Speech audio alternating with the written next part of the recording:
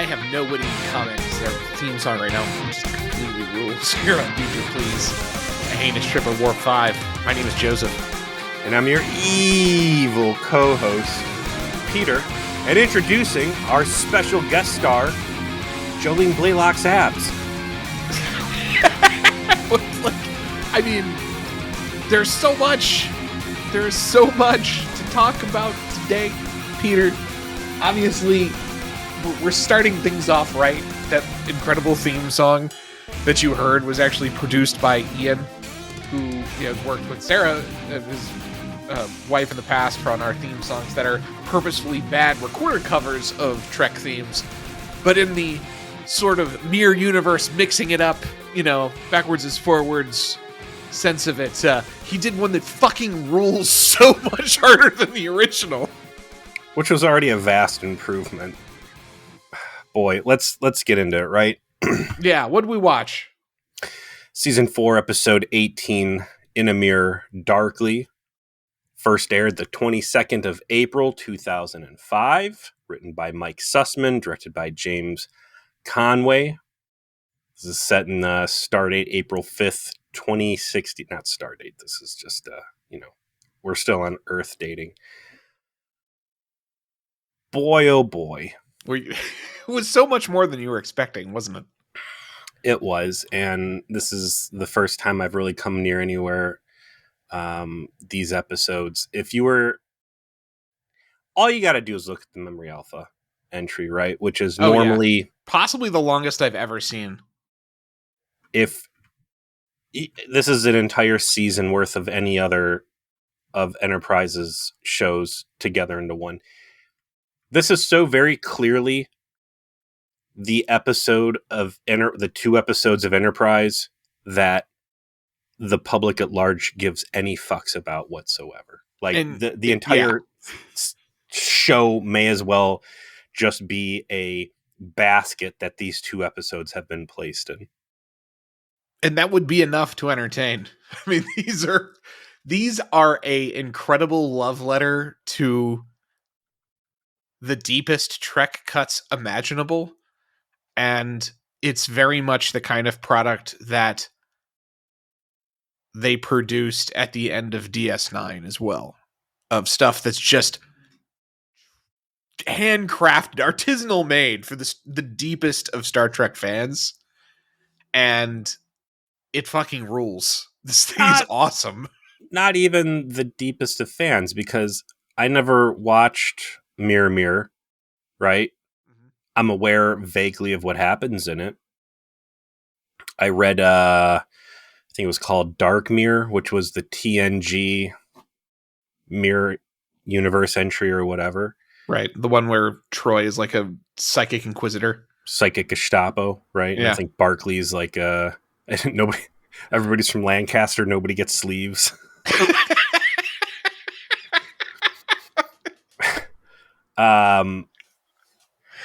But I don't have tons and tons and tons of Mirror Universe lore. There's all the shit that unfortunately Discovery dragged me through, which doesn't count, really. Right, but sitting here and watching this show for 4 seasons, and really all I got to do is watch 2 or 3 episodes to understand where these characters are for the most part, which has been, a major complaint for me, is that they're kind of shallow placeholder characters. You get varying degrees of interest and depth from time to time, and some characters are able to consistently portray more there, like the Doctor or Trip. But by and large, you watch one episode of Enterprise, you know exactly who everybody is, and that's all you need to do to go into this and be like, wow, there's wild differences all over the place. And old Brandon Braga here was highly impressed with this episode's teaser sequence, later stating, when I saw that, I was like, this should just be a whole season. Yeah, it should have been season 1 and 2 instead of the fucking garbage you gave us, Bran. Would have been a huge improvement. I mean, this was a very well-crafted idea. They had a really good sense of what they wanted to do. And when I say artisanally crafted, though, it's like you have to really love Trek to decide, like, we're going to bet the farm on these things as a sequel to the Tholian Web. a TOS episode that's iconic for some images, but I guarantee you is something that a lot of people haven't seen. You're right? Like what? Yeah, like you didn't need all of that context to enjoy it, and that's great. It's just good. But as someone who who grew up watching the original series, and that this is what happened to the Defiant, this is what occurred during the Tholian Web, is that it slipped into a different universe, just like Spock said, and here it is in the hands of past Tholians. What blew my mind on all of this is that the premise of this episode initially existed as a way to get Bill Shatner on the set.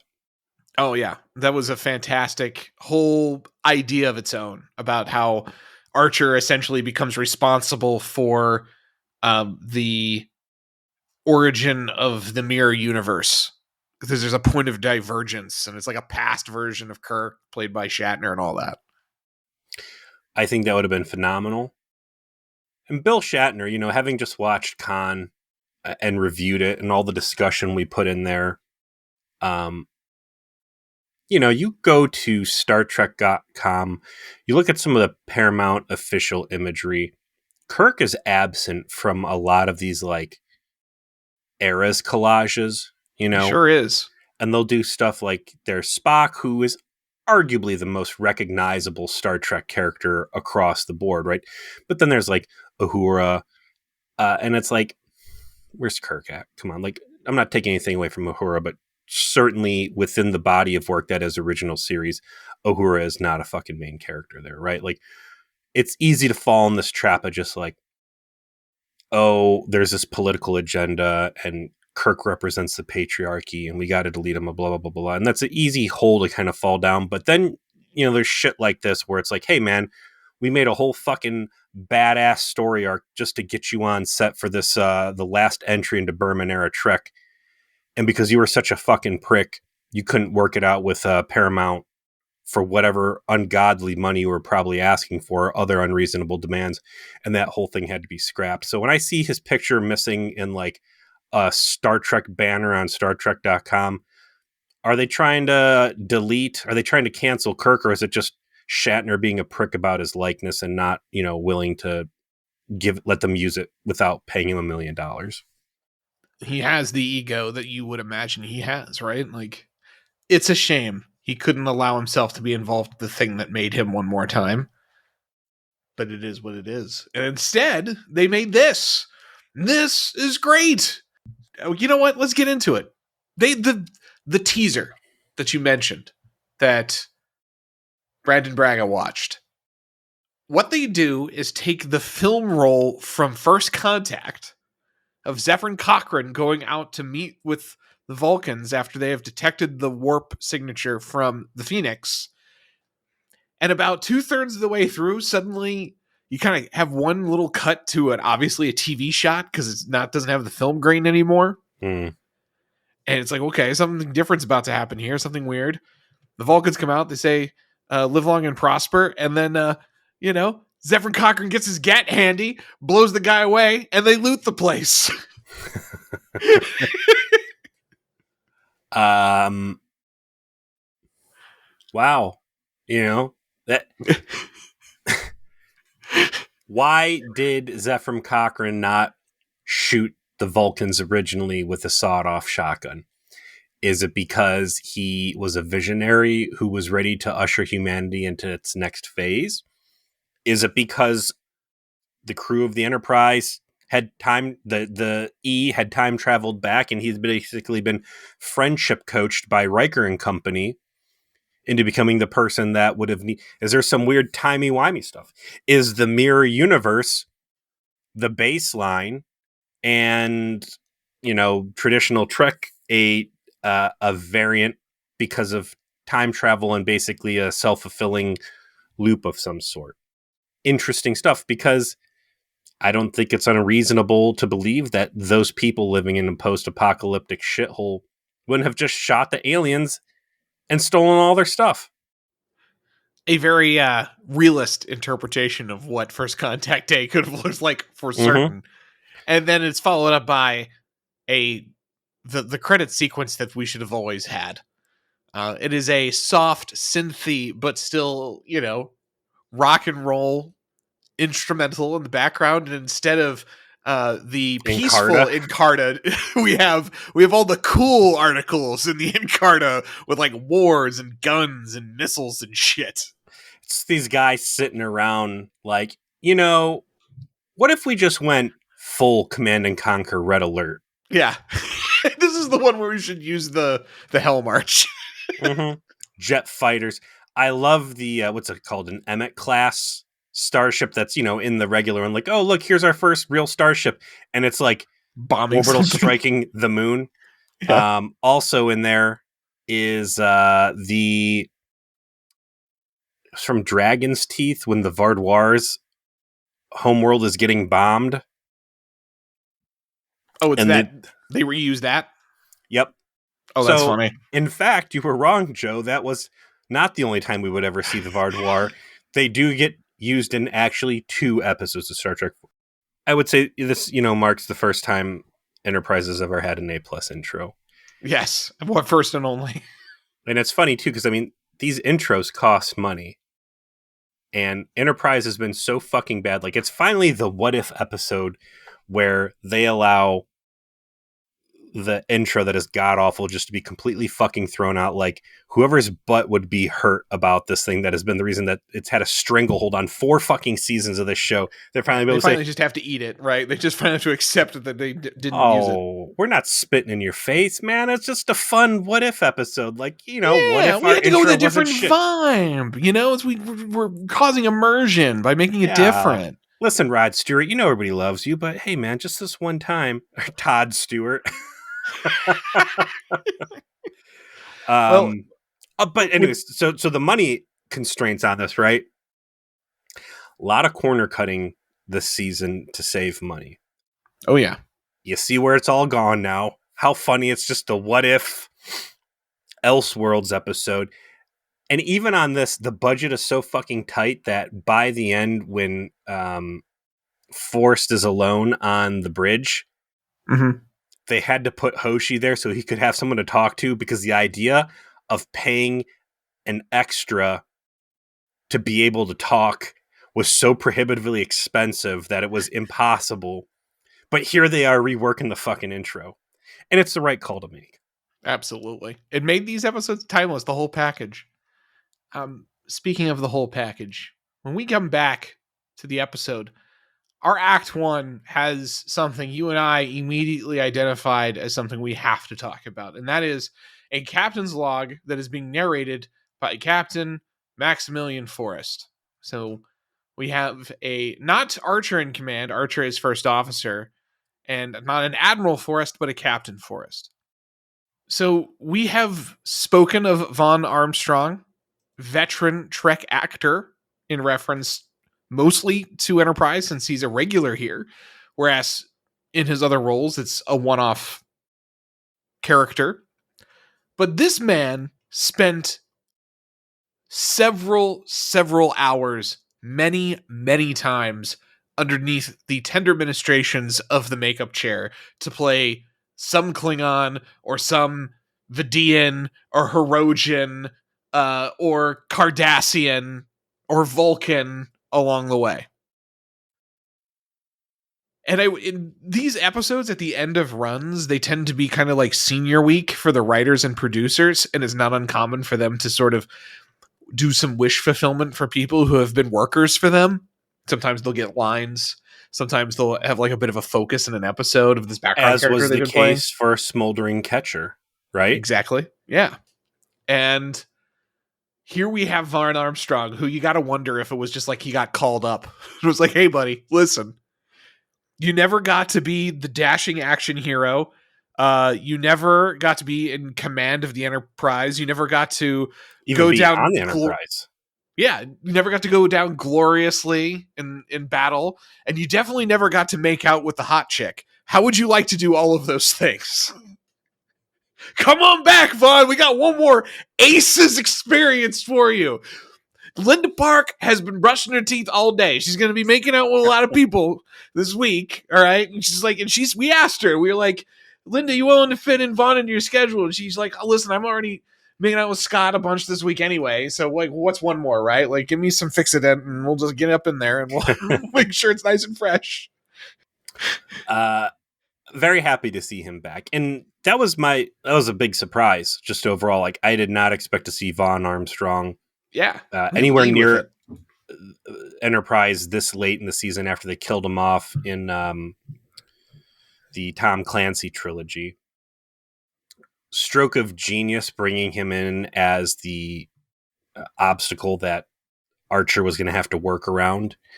Yeah. And great plot conflict mechanic in there. And just, They nice make to him see very they make him very interesting in the plot in that he's somewhat reasonable. Probably like the only protagonist in the episode, really. He does ultimately sacrifice his life for other people, which you would not expect from essentially anybody else. Specifically does so for Hoshi. And he gets to go down like a champ, right? Like he gets to bat the cycle on the last episode. Absolutely. So let's go through real quick and talk about everybody's mirror counterparts. Also, I like the fact that, at least as far as this episode goes, I don't know what happens next episode, but this is mirror people only. There's no standard universe people bleeding into this thing. You've got, obviously, Forrest, who is the captain. There's rumor that Archer should have had it, but Forrest has a lot of admiral friends, and that's him. Underneath him, you've got Archer, who is a mostly loyal subordinate who is true to the Empire and thinks he's got the chance to end the war, which I'm assuming is with the Klingons. No, it's an internal rebellion. Oh, really? Yes. How interesting. Does that get... Yes. Well, you'll see more next week. Very interesting. So have the Klingons already been subdued, or are they just not dealing with each other? It's just not coming up in this story. Like they said, like when Forrest is talking about the battle, he does say the rebels. The rebellion is how he phrases the military conflict. Because kind of have the Federation here. It's just all Terran Empire, right? The Vulcans have been conquered, the Tellarites. Obviously, Correct. the Noblians are in there. Didn't see any Andorians. But you got Archer, then you've got Hoshi. Heavy emphasis on Ho in this one. So it is a mirroring universe tradition that there's always got to be a Ho. This is all the way back to TOS, but DS9 episodes were particularly notorious for the fact that every single mirror universe woman was just a hoe. That's how they were evil. So we gotta honor certain tropes and Traditions. Hoshi is definitely the designated hoe. I would say T'Pol's right up there too. Is Hoshi actually a member of the crew? I mean, she's in a uniform. You never really see her on the bridge.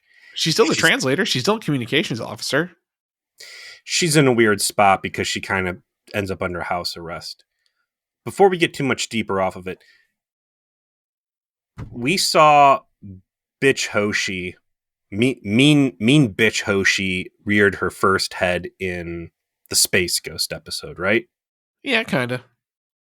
That's where we first got like what if Linda Park was playing someone who was not nice and bubbly, and instead you had someone who's vicious. And that is, I think, what her wheelhouse is as an actress, is somebody who is mean-spirited. And no, there was like her doing a little bit of rumor mongering too, like season 1 with Phlox. Like, this character is about cut the hoe stuff out, right? Right. This character is 400 times more interesting than standard Hoshi. Oh, definitely. As bad as there's something going on here, yeah. Like, unfortunately, the best parts of Hoshi's character basically just stopped happening after the second season. Well, her being mean and manipulative and condescending works great. She knows what she's doing there. I don't know what that says about her as a person. I'm sure she's No, lovely and off camera. I mean, I'm sure she is. Linda Park, though, she's a trooper because she leans into being the femme fatale for this episode with 100% conviction. Like, I am a potential sexual conquest for powerful men, and I will use them, manipulate them, and craft their desire for me in a way that helps me profit, right? Like, And I keep a knife between my shoulder blades at all times.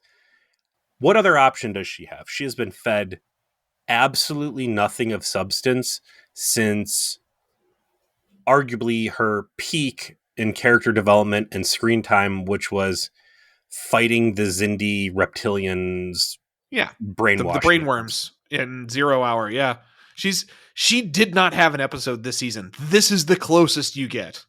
Is the Mirror So, Universe episodes. yeah, what option do you have but to throw yourself in 100% because the ego demands Linda, we screen finally time? have an episode for you. And good news, you don't have to bring much to wardrobe. Like, you just be hanging out in lingerie 60% of your scenes. Mm-hmm. Good news, your shirt's not going to fall off. Bad news, you don't even get a shirt to start off with. Yeah, we're not starting you with one. Also, there is going to be a grease man on scene for when you're doing your bedroom pillow talk with Scott this week. So, do get your skin routine done before that. You've got a very interesting choice to recast Malcolm Reed not as Starfleet security, but just straight up a Mako. He is now occupying the role as Major Hayes. He is very similar to Standard Reed, I think. He is, except, well, no, I was going to say more effective, but not really, because the ship does get, in fact, taken back over under his watch. So, really, how good was he? But he fits more as a military officer. We were correct all along about that. Love that Mayweather is one of his goons. That's him in his natural habitat. Real quick, I prefer this version to Reed to actual Reed, like removing the thin veneer of maybe I should care about this guy and just being like, this dude's a slimy merc who is not trustworthy and is a sadist. And he's using his Wesley Crusher levels child prodigy intellect to make torture chambers in his free time. It's true. I'll take him over Standard Reed still. Still an improvement. Still better. At least this guy knows how to hold a gun, right? He holds a gun and I hate him. And now I can't. I'm allowed to hate him. I'm supposed to. Mayweather with that hairpiece and the earring in his ear looks like, he looks like Simon Phoenix.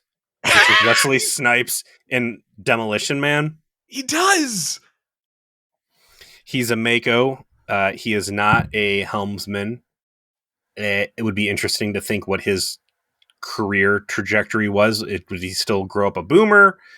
What has happened that has brought him into this life of military service, which clearly he excels at. But yeah, man, I'm just waiting for him to have that scene where he's got the blowtorch on the gas and he's like, set your ass on fire.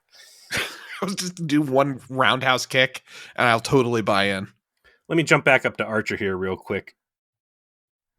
Archer's defining evil characteristic is that he now has the haircut of one of the Dick's Sporting Good villains from Rogue Planet. He has the haircut of your stepdad. Like every stepdad, whoever your stepdad is, he's got that haircut. He has angry white guy hair now. He does look like a jarhead, though. Like, they actually did a good job of making him look like a military man. His performance is the worst out of this entire lot. And I don't know what the hell is going on with the direction from James Conway. If he was just, you know what, Scott, do whatever you want. Like, if he just gave up trying to fight. But it is awful. And as good as Archer has been recently in terms of portrayal, like, maybe there is just this limited cone of what Scott Bakula can accomplish. And that is, like, well-intentioned, good guy. But unlike season 1 and 2 Archer, it's like well-intentioned, good guy who is competent and effective. Right. Yeah, I got the impression he just didn't get it, right? because instead of being sinister, he seemed kind of cartoonish, and it didn't quite work. He felt like Jonathan Archer out of season 1 lying. Right? So maybe even, gosh, by the time they pulled the shit with Degra, that was a pretty good portrayal he had as, the, hey, we used to be cellmates or whatever, right? Right, of course. But if you go to Con Aramar, where he's kind of like hokey and making up this lie as they go along, so Boggs, Space the Boggs, space Boggs, yeah.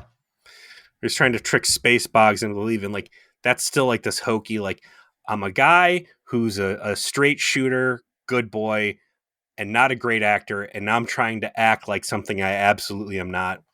That's what it feels like. He basically was just like, be louder, be gruffer. That's it. That's where I'm gonna go. Wiggle your like, neck around more. Yeah, like everybody else found a different lane to get in. Like Hoshi went from bubbly, if mildly over it, to seductress. You had Reed go from stuffy to slimeball. You had Mayweather go from just goofy enthusiasm to Simon Phoenix, just silent killer. T'Pol doesn't change much, but T'Pol. Yeah, Let's there's a save big her for change. last. No, let's yeah.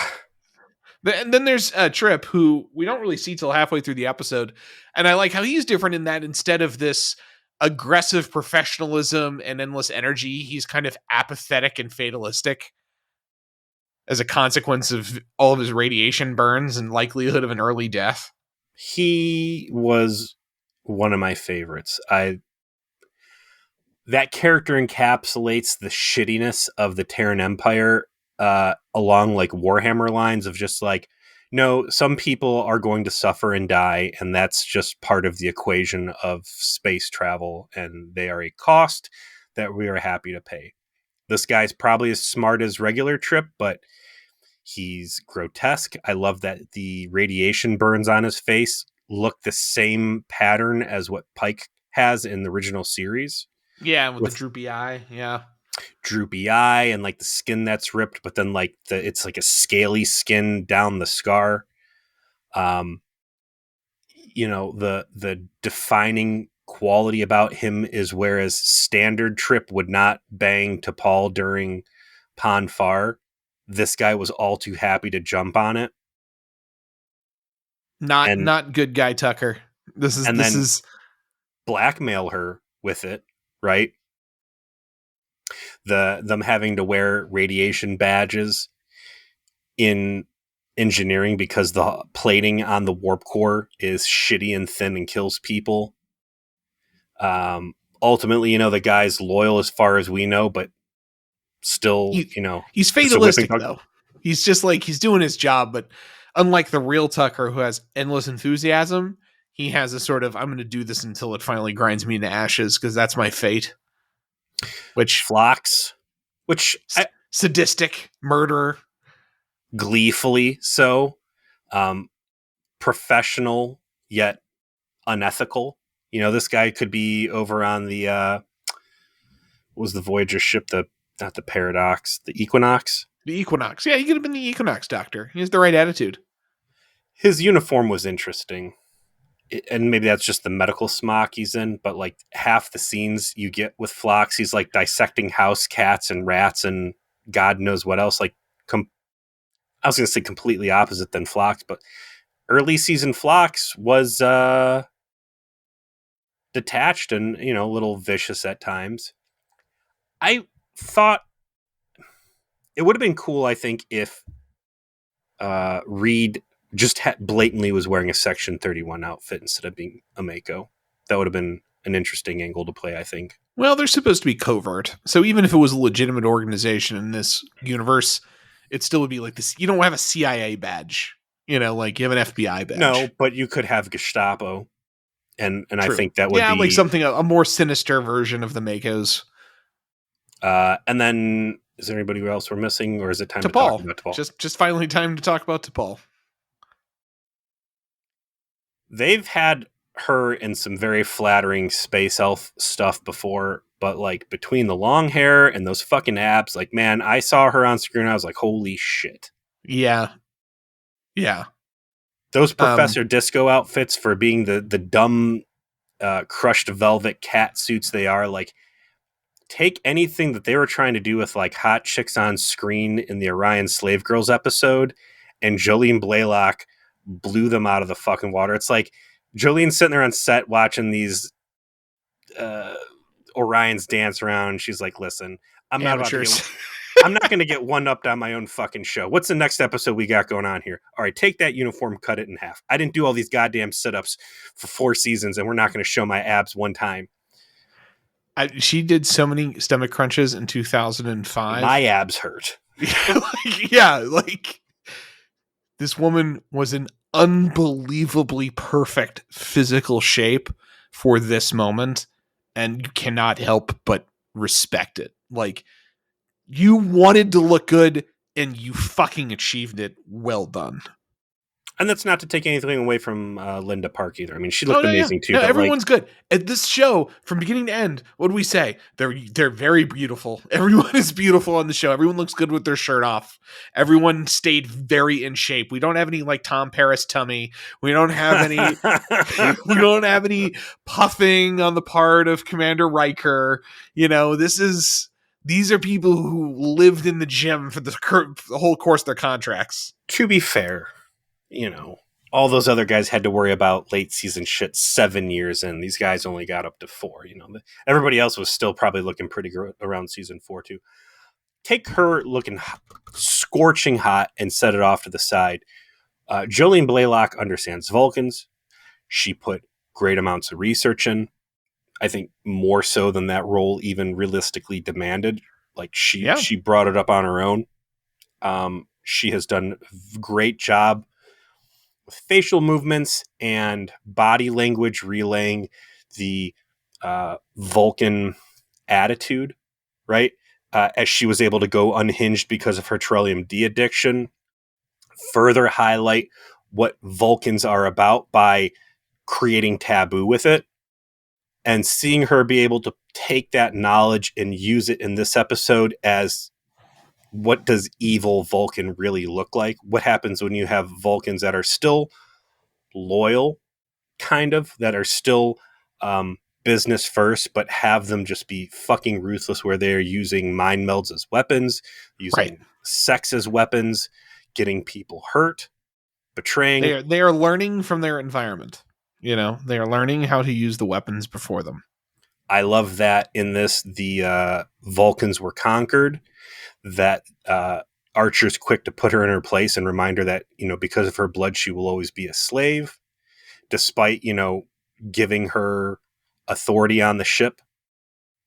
Which, not to jump too far ahead, do you think Archer was promoting her for his own reasons, or do you think that T'Pol jumped him and used a mind meld to force him to promote her? I would rather not speculate on things where we've got a whole nother episode with so much plot in it to discuss when it comes to like, so let's hold that, right? We got more to see. So we've discussed, we're setting the table a lot. We're halfway through this episode. We've really not talked about its plot because really the plot is very simple. It's just that you get the time to kind of process all these massive character changes and understanding, okay, we're in the mirror universe. We're not going to explain why we're here, right? This has nothing to do with the show that we have previously watched, as you noted. In fact, to the degree it has anything to do with Star Trek as it's already been published, it's just that it's in the mirror universe and we're tying in a species callback that we haven't used in 50 years to explain what happened to a particular thing that occurred there.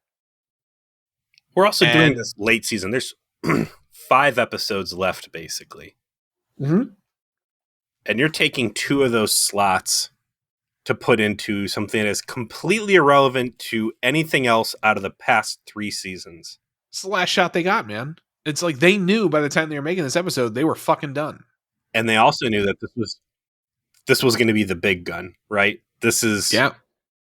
this is one that's going to go down on the all-time greats here. So amazing. Yeah. So the plot is we're seeing all this unfold. We know Forrest is with Hoshi. We know Hoshi actually cares about Forrest. They seem to actually have a genuine relationship with each other. We know that in the Mirror Universe, Hoshi explicitly did in fact leave Jonathan Archer. Like, she said so. Like, I left you for a more successful man, and it's bothered you ever since. We know that whatever Archer's history was, he wasn't as successful in the Mirror Universe. He didn't get command, and he's gunning for it. And he's gunning for it because he's got a hot tip for something that might be personally profitable for his career. And first, he tries to get Archer tries to get Forrest to investigate it, and when he refuses, he decides, well, why don't we do a little Mirror Universe mutiny to action? Just go ahead and take the ship and get the plot going. Do you think that Archer is doing this for purely selfish reasons, or do you think that Archer is really a patriot who truly in his heart believes that the Empire needs this? I am blessed to know the answer to that question because, of course, I've seen the other half of this. So let me ask you, what is your theory? My theory is that Archer is a true believer, and that's a trait that's shared between both. Because, they're in all of this stuff, there has to be more than just physical similarities between these characters. It has to be enough there to be like, okay, this is the person, but they're wrong, but they're evil, but there's something different. And I think the true believer visionary is still there for Archer. There's conversations between Hoshi and Forrest where, Hoshi's bragging about how great they've been doing, and Forrest admits that the last battle was heavily propaganda pushed, that the Empire lost 12 ships. Yeah, and that, a whole bunch. It's very yesterday's Enterprise. Like, hey, the Federation's making it seem like we're doing great, but things are bad and we are desperate. And if that's what the real vibe is there, and Archer's exposed to that, then circumventing orders and going all out on this makes a lot of sense. So he executes on a mutiny with Reed's assistance and Mayweather's assistance, Wesley primarily. Snipes. Right. Simon Phoenix. And he actually promotes Simon Phoenix to be his personal bodyguard. Porthos in this universe is a Rottweiler, not a happy beagle, a growly Rottweiler. And there is some interesting sort of politics on the ship of jockeying for, is this a real thing? What is Archer up to? You don't really get a sense of T'Pol's loyalty. Hoshi makes her move with a knife and kind of gives up on it and then bangs him anyway. That's just foreplay, Joe. It's just foreplay. Yeah, it's Mirror Universe foreplay, absolutely. No, that's just foreplay. And, there's a sabotage on the ship. Ultimately, Archer starts torturing Trip over it, which, in this version in the Mirror Universe, Archer and Trip are the opposite of what they are in the Prime Universe, which is they don't know each other at all. Like, he starts questioning, like, you were put on the ship because Admiral Back recommended you. They have like a pretty distant professional relationship. Yeah, but at the same time, I think there is some connections there. Trip's like, I've always been loyal to you, blah blah blah. So I that's choose. True. He does say that while he's being tortured. My favorite thing about this entire episode, even more so than Jolene Blaylock's abs, is how absolutely rotten every single person is to every other person around them, and is such the antithesis of Star Trek, which always boils down to good friends doing the right thing against insurmountable odds in space. I can't speak to what exactly happens on DS9 since that's a darker adventure, but that's still mostly correct, by the way.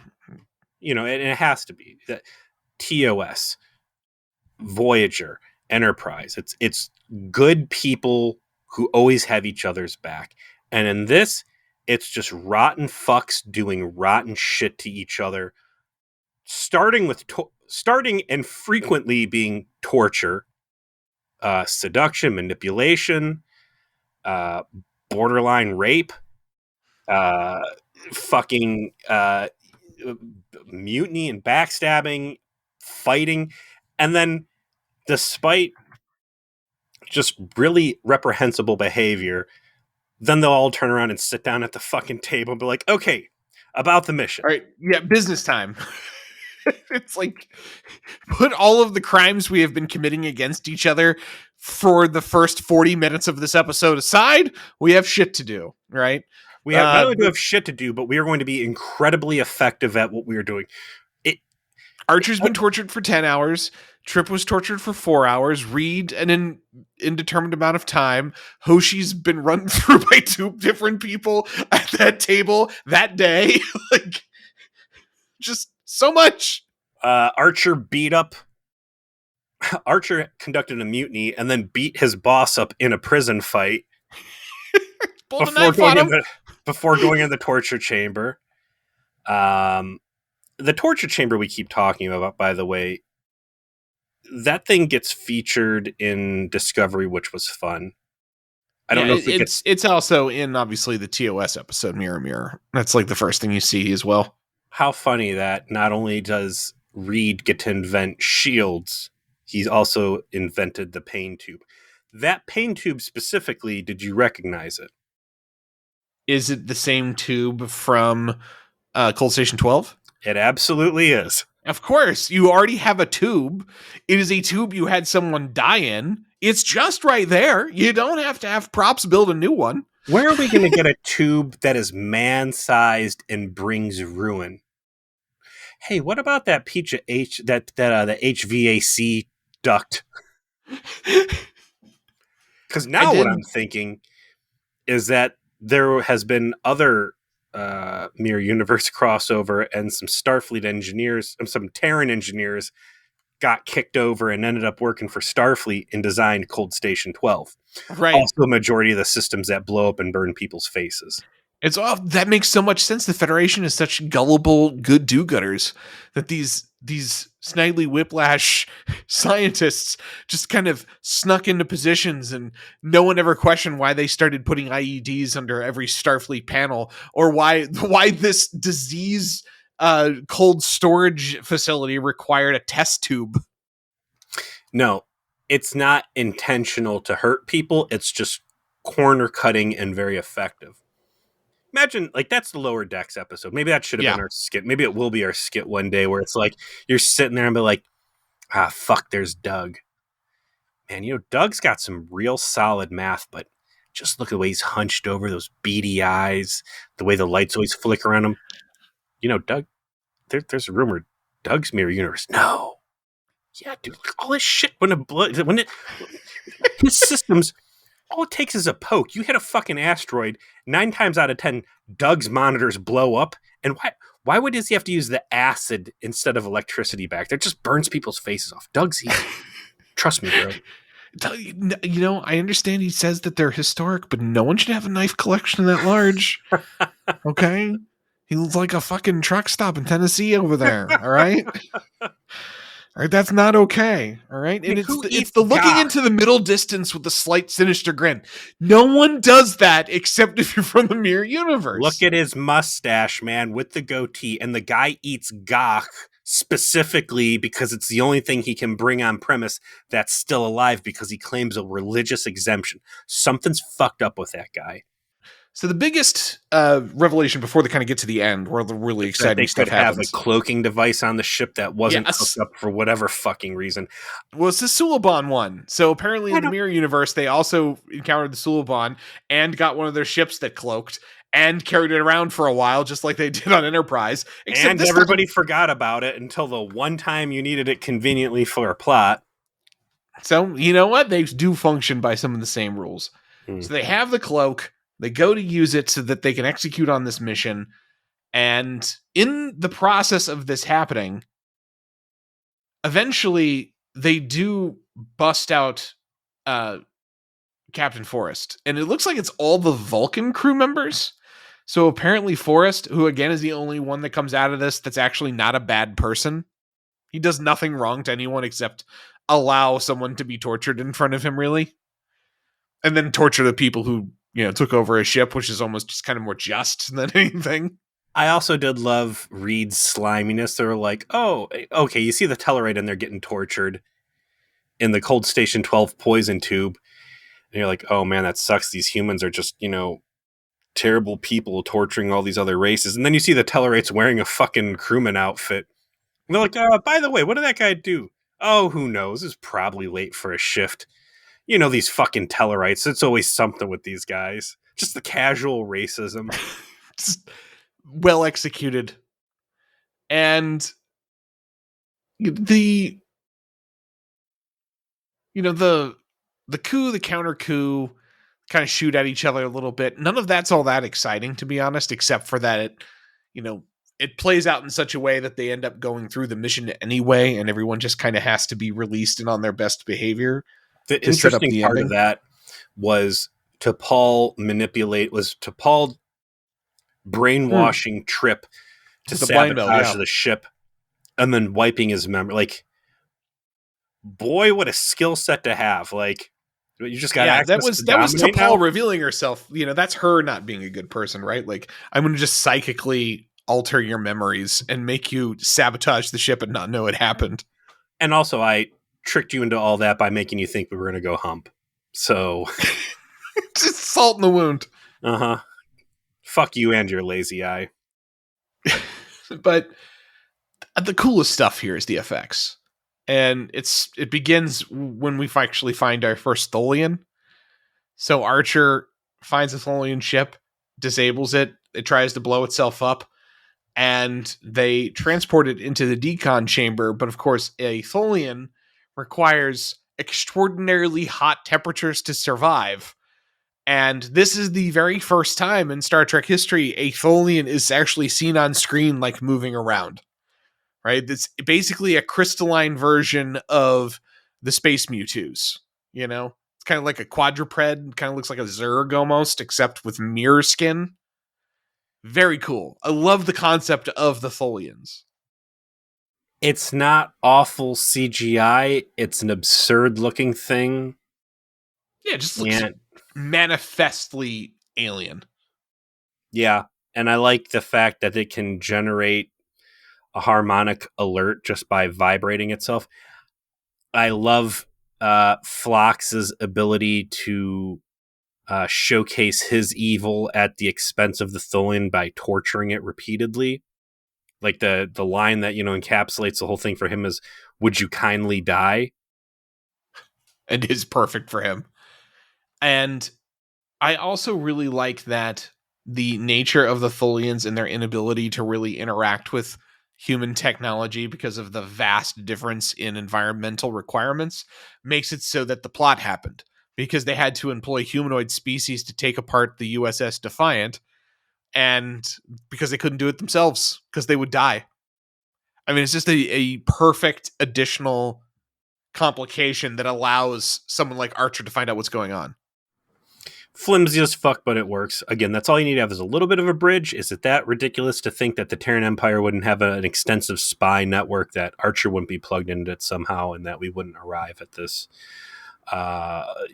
reason for them wanting to go deep into Tholian space to investigate rumors that they have possession of some sort of a Terran vehicle, potentially from the future. So Archer takes over. He sets the ship to go to the coordinates where this Tholian base is. He has Hoshi, who is kind of working with him. Like, he doesn't just outright kill him. Again, I love the history between them. It's enough that I got to worry about you stabbing me, but we can reach a bridge, and we've got this history, so I'm not just flat out killing you. What was the communication? Oh, that's my backup plan, which will later be, I'm going to divulge what my plan is to the Starfleet admirals. So just in case something happens, I'll be able to force Forrest's hand on this. So when they do arrive on site and activate the cloak, the the coolest part of this, of course, is the follow-up that it represents to the Tholian web, which I've already mentioned, but let me explain a bit more. Third season of TOS, famous episode in which we have the introduction of the Tholians as a species. Enterprise is trying to find the USS Defiant, another Constitution-class starship that they had lost contact with weeks prior. They find it, and they find it exactly in the manner of the disarray that you see in this episode, up to and including the note that the captain's neck had been snapped. The episode then happens, the Tholians show up, they are really assholes about punctuality, and they try to use this web thing to capture the Enterprise, blah, blah, blah, and Spock and McCoy have to outsmart them while arguing with each other because Spock's technically in charge because Kirk got left on the Defiant when it phased back out of the universe, and Spock had to calculate like, oh, this is exactly where it's going to show back up so that we can grab him before it phases out forever. So that all happens. They get Kirk back, but the Defiant just vanishes and no one knows where it goes. What? Like the episode ends and Spock says in the episode, it went into a different universe. Are we going to go into, in the Mirror Darkly part 2, are they going to go into what killed the crew? I think that they will a little, if I recall. Essentially, it's the disturbances in space drove them insane. So it was like factual space madness. It's not important to the plot, so I don't remember if they mention it in this. But we actually get an answer to the entire plot of the episode. Why did that happen? Because the Tholians of the past accidentally created a vortex between universes by donating a cobalt device in the shadow of a dead star or something, like some weird gravitational technobabble, and they opened a doorway and they sent a distress signal, see if anyone would come through, and these fucking chuckle fucks were stupid enough to do it. Shout out to whatever was that episode, Conspiracy? Or the bugs? No, the Voyager episode that basically had 7 of 9 believe that... the Voyager Conspiracy. Yeah. Which, why did Voyager have tri-cobalt devices? Of course. Why do they have military-grade warheads for assaulting space stations? Why did they have those? They were on a hunt for terrorists. It was a legitimate question.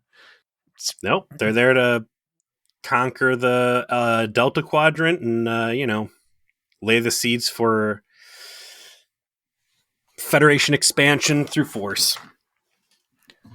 Real quick, in original series, how many Constitution classes were there?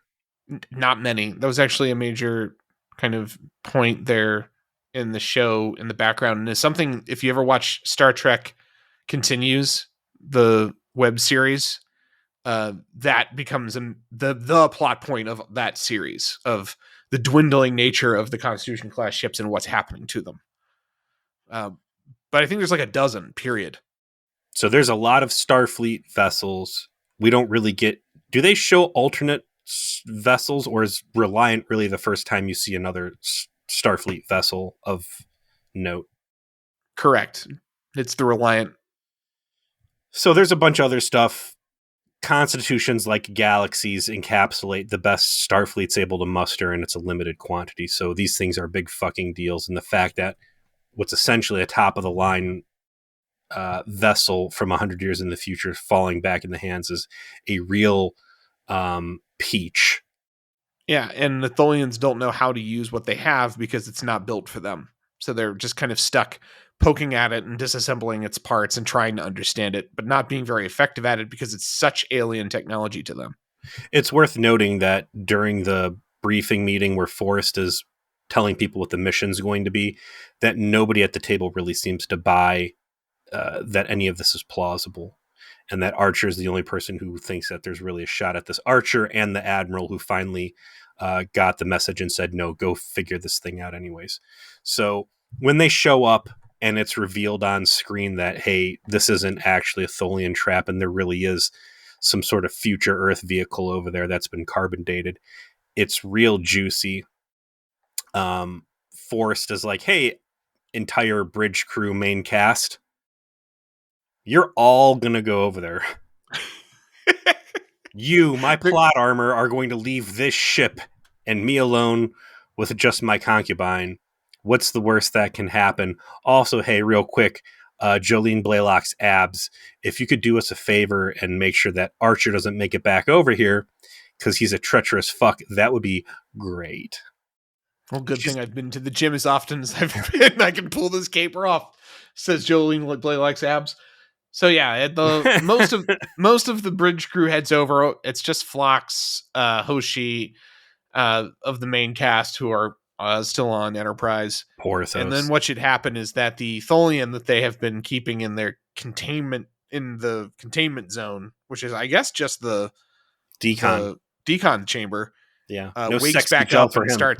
starts trying to send the transmission again. Phlox does kill him, but not before that transmission was enough to give away Enterprise's location, and they throw the web around it. They constrict it. They just start shooting at it, and yeah, Vern Armstrong gets to go down gloriously with his ship, having saved most of his crew on lifeboats, except the ones that get shot. Lots of them get shot. Some of them hit the webs and disintegrate. Everybody over on the Define is wandering the delightfully retro hallways. This is the biggest Constitution class set that Paramount has created since original series. You got dead crewmen wearing original series outfits all over the place. They get up to the bridge, which has been stripped down to a certain degree. You got a lot of exposed hatches and with panels. mission specific patches for a ship that's different than Enterprise, because that was still the custom back then. Famously, it is Enterprise itself and its success in its 5-year mission that makes the Delta the Starfleet symbol. But before that, each Constitution class ship had its own insignia.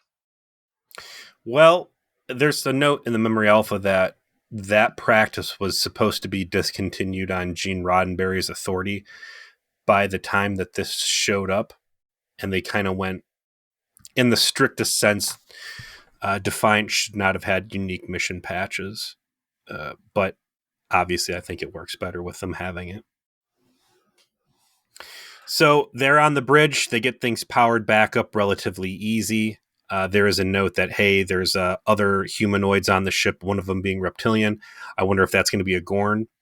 Oh my gosh, look what's going on screen. Oh no, they blew up the Enterprise. There she goes. Gee, Well, I wonder if only we're in a battleship that's 100 years more advanced. if only we could pull a Catherine Janeway and whoop the shit out of alien ass with future tech. So just it sets the table perfectly for part 2. You just want to keep watching. I don't have much bad to say. It's just so much fun to watch a bunch of actors really have a good time with the prospect of their characters being radically different than the way they were before, and kind of just getting to go with it. The writers obviously enjoyed putting this together. Is Jolene Blaylock's abs being a little exploited? Yes, but at the same time, I don't think she thinks they were. I think she was happy to have them like out and proud. Linda Park was probably just happy to have that much screen time. You No might one's not have complaining. anything bad to say about this, but John Billingsley and Connor Trenier were not fans of the two-parter. Billingsley called the episode banal, and Trenier described them as pandering. Shut up, nerd. Fuck off. Get the fuck out of here. Fuck. How are you going to have a Star Trek podcast? How are you going to try and talk to the fans when you can't get behind this? Like, how can you not just be like, hey, man, this is a lot of fun? All the juicy shit that they've thrown Phlox, especially this season, just great stuff. The focus that was on them and all the augments stuff. Like, you've gotten, I don't think there's any argument. These two guys specifically have had more good character development, growth, deep introspective shit. Yeah. And then what? You're going to get a crusty Victor Frankenstein and, a maimed Dr. Hyde. And you're going to sit there, man, I didn't like this because my character was comically mean. Meh. Give me a break. Yeah, I'm with you. Like when you can really consider that these are the two guys that have benefited the most from the best that Enterprise has had to offer for their acting talents, to poo poo this, which is just a fucking good time for everyone else for a change. Yeah. Is it a little pandering? Sure. Sure. We're not selling it short.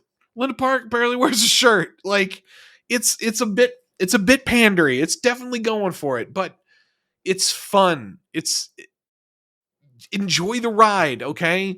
Take a look back at those 60s episodes and tell me that it was that much different than what you're watching right now, you know, in It's terms of not the just fun. My last entry in my notes, how exciting, and that's not me being facetious. You watch Star Trek, and you know every fucking time that maybe once a series does a main cast member die. By and large, everybody's going to be there next week with their asses sitting in the same seats, and the ship is still going to be there for the most part. And you know you got to ride this some degree of homeostasis episode after episode. You jump into what if stuff, yesterday's Enterprise, this Dark Mirror shit, anything's on the table. Anybody can die, any ship can get blown up. Watching these characters act radically different than when you're normally accustomed to seeing, getting in fights, betraying each other, murdering, backstabbing, all that other stuff. Like, this is riveting. I haven't had this much, and with Forrest had some fucking bangers. And normally the bangers have to come in the form of like, man, here's some real deep Star Trek lore that just this is has not wild. deep. No. Yeah, it's a different kind of experience, and that's why it's fun. It's fun. It's still thought it's not deep, but again, there's enough stuff you're like, man, look at the way these guys just acted. They would have never done that. Mm-hmm. Boy, is this good. Boy, am I enjoying this. Boy, I can't wait for more. I'm enjoying watching all this, and exactly what Brand said, like, I would love. I'm sitting here saying this, and yet Discovery gave us almost a fucking season worth of Mirror Universe shit. I would take a season of the Enterprise cast doing Mirror Universe shtick. I mean, I would take a season of the antagonist being the Mirror Universe versions of them and getting it in pieces. I think we definitely learned the lesson in Discovery, amongst many others, that you can have too much of a good thing. You can have just too much chocolate. So I don't agree that it should just be this, but there was clearly a way to actually tell some compelling villain stories by making them the Mirror Universe versions of the crew and you getting to know them. Jump back to season 1 and us talking about who the Shadow Man was that was funding the Suliban. I think one of my suggestions was Mirror Universe Archer. Give me this thing, make that him, makes the whole temporal Cold War work. Right. Like, that is something Mirror Archer would probably do. You're absolutely right. That would have been more fitting than it being just Future Archer. But what it is great. There's more to watch. I go ahead and just read the basics. Don't read the explanation. I don't even want to read the capsule. It's going to be more Mirror Universe. I'm down with it. It's more by Mike Sussman. Stories Manny Koto. Marvin Rush is going to be the director. Interesting behind the scenes for Mirror Darkly Part 1. Sussman didn't know who even was going to write Mirror Darkly Part 2, which is a crazy way to write the first part. Yeah. Manny Koto was in the process of getting married in Venice, and he is faxing pages of scripts over for Koto to read, which is like, come on, guys. Dude, this is 2005. I mean, I graduated college by then, all right? Gmail was a thing. Gmail was a thing, but like the creative process, like, you know, if you were in Italy, maybe like there might be a internet cafe somewhere, but that's the only way you're getting access to digital information. It would probably actually be more reliable to fax to Europe. At Business Center. Yeah, that's actually probably every hotel had a fax machine, but probably not every one of them had an internet connected computer. Long distance charges for faxing on a 4. I'm sure it was atrociously expensive. But what's not atrociously expensive is enjoying on this podcast. Enjoying that badass intro. Yes. Thanks again to Ian. That was fucking amazing. Better than we deserve. See you next week.